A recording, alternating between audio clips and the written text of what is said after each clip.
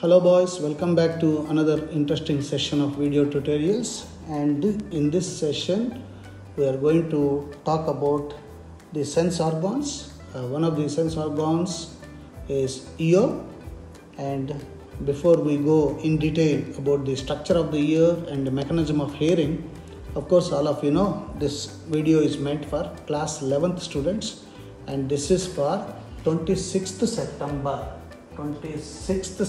2020. And as you may recollect, yesterday we were talking about the eye, all important sense organ for us, and how various parts present in the eye will function and what is the mechanism of vision, how do we see things. Today we are going to study about another important sense organ called ear and the mechanism of hearing. Remember, both vision and hearing are very important for us.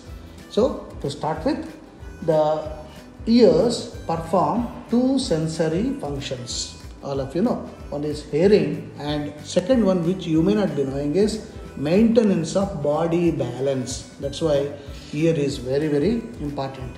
The ear can be divided into three major sections called outer ear. This is outer ear, middle ear, and the inner ear. This is inner part, inner ear. So outer ear, middle ear and inner ear. So three parts. The outer ear consists of pinna. This external skin will be there, no layer, that's pinna, external covering. And external auditory canal, this one, external auditory canal. So the outer ear consists of two parts, pinna and external auditory canal, or it's also called meatus. The pinna collects the vibrations in the air that produce sound. So what is the role of pinna? To collect the vibrations. The external auditory canal leads inwards, as you are seeing, you can see this, leads inwards and extends up to tympanic membrane. This is the tympanic membrane, or it is also called eardrum. Eardrum is part of the middle ear. There are very fine hairs and wax secreting sebaceous glands or ceruminous glands in the skin of the pinna and in the meatus, or we say the external auditory canal. And these glands secrete ear water, ear wax, which moisten the eardrum and protects it. So the purpose of the production of wax is to moisten this eardrum, tympanic membrane.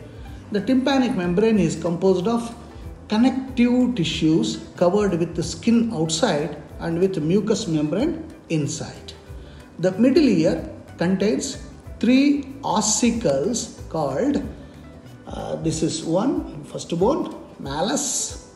It is hammer shaped, hammer shaped, incus, anvil shaped, and stapes, that is stirrup shaped. This is the stapes. So you got malleus, you got incus, you got stapes. So three bones are there, small bones. So you must remember this. In examinations also it will ask you, name the three bones that are present inside the ear. So malleus, incus and stapes. And these are attached to one another in a chain-like fashion, as you are seeing. They are attached to each other.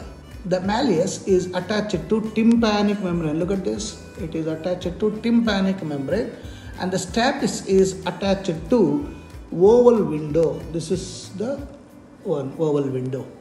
And this oval window is connected to the cochlea. This is the cochlea. This one, cochlea. So the ear ossicles increase the efficiency of transmission of sound waves to the inner ear. So increasing the efficiency of the sound waves is the purpose of this. And Eustachian tube, where is it? This one, this red colored one. Eustachian tube connects the middle ear cavity with the pharynx. And the Eustachian tube helps in equalizing the pressure on either side of the eardrum. So the purpose is to equalize. That is the purpose of eustachian tube. The fluid-filled inner ear is called labyrinth. So the fluid-filled inner ear. So the inner ear is filled with fluid, labyrinth. It consists of two parts, the bony and the membranous labyrinths. The bony labyrinth is a series of channels, and inside these channels lies the membranous labyrinth, which is surrounded by a fluid called perilymph. So inside perilymph will be there. The membranous labyrinth is filled with a fluid called endolymph. So you got perilymph and endolymph. The coiled portion of the labyrinth is known as cochlea. You can see this coil, spring-like cochlea. The membranes constituting cochlea, the rhizonares and basilar, divide the surrounding perilymph filled bony labyrinth into upper scala vestibuli and lower scala tympani. The space within cochlea is called scala media. The space within the cochlea is scala media. It is filled with endolymph. At the base of the cochlea, the scala vestibuli ends at the oval window, while the scala tympani terminates at the round window which opens to the middle ear. So these are all internal structures. The organ of Corti, this is very, very important, organ of Corti. So the organ of Corti is a structure located in the basilar membrane. So it contains hair cells in rows that act as auditory receptors. This is the one, auditory receptors. The basal end of the hair cell is in close contact with afferent nerve fibers. A large number of processes called stereocilia are projected from the apical part of each hair cell. Above the rows of the hair cells is a thin elastic membrane called tectoral membrane. So above the cochlea, the inner ear also contains a complex system called vestibular apparatus. So there is a vestibular. The vestibular apparatus is composed of three semicircular canals and otolith organ consisting of saccule and utricule. So there is a saccule and utricule, and each semicircular canal lies in a different plane at right angles to each other. The membranous canals are suspended in the perilymph of the bony canals. So the base of the canals is swollen and is called ampulla, which contains a projecting ridge called crista ampullaris with hair cells. The saccule and utricule contain a projecting ridge called macula. The crista and macula are the specific receptors of the vestibular apparatus. These are responsible for maintenance of balance of the body and posture. So you must remember this for your exams. Crista and macula. Let me write Crista, crista and macula. These are responsible for body maintenance and body posture. Okay? And how do you hear this? Of course, for whatever I have spoken, for this to see inside that organ of Corti, scala media, scala vestibuli, tectoral membrane, scala tympani, basilar membrane, we need to take the section of this cochlea. Whatever I have spoken, that will be present inside this cochlea. We have to take a vertical section of the cochlea. Then only we can see. And how about mechanism of hearing? The external ear receives, the spina receives sound waves. So, and directs them to the eardrum, tympanic membrane. As you are seeing here, it directs to tympanic membrane. The eardrum vibrates in response to the sound waves, and these vibrations are transmitted through the ear ossicles. 1, 2, 3 ossicles are there, ear bones, to the oval window. This is the oval window. And the vibrations are passed on to the fluid of cochlea. I said the fluid of cochlea will be there through the oval window. Here they generate waves in the limbs. The waves in the limbs induce a ripple in the basilar membrane. So that is important. Basilar membrane, that. These movements of the basilar membrane bend the hair cells, pressing them against the tectoral membrane.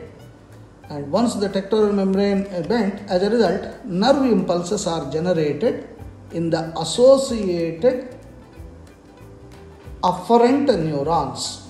These impulses are transmitted by the afferent fibers via auditory nerves to auditory cortex of the brain, where these impulses are analyzed and the sound is recognized. And here some more information that you need to know is stapes bone and its muscle. Stapes bone and its muscle, stapedius, are the smallest in the human body. So sometimes in quiz they will ask you smallest bone present in human body. You must remember stapes. Vestibular apparatus is a type of proprioceptor. Man can hear frequencies as low as 20 Hz to as high as 20,000 Hz. This is the capacity of the human ear. So to review fast, the ear has got divided to three parts: outer ear, middle ear and inner ear. Outer ear consists of pinna and external auditory canal, two parts. External auditory canal extends up to tympanic membrane, that is eardrum. There are very fine hairs, wax secreting sebaceous glands in the ear canal. The middle ear have three ossicles, one another in a chain-like fashion: malleus, incus and stapes. And eustachian tube connects middle ear cavity with the pharynx, and this helps in equalizing the pressure within the ear. The fluid-filled inner ear is called labyrinth. This is most important, labyrinth, and consists of two parts: bony and membranous labyrinths. The coiled portion of the labyrinth is cochlea. The space within cochlea is called scala media, and it is filled with endolymph.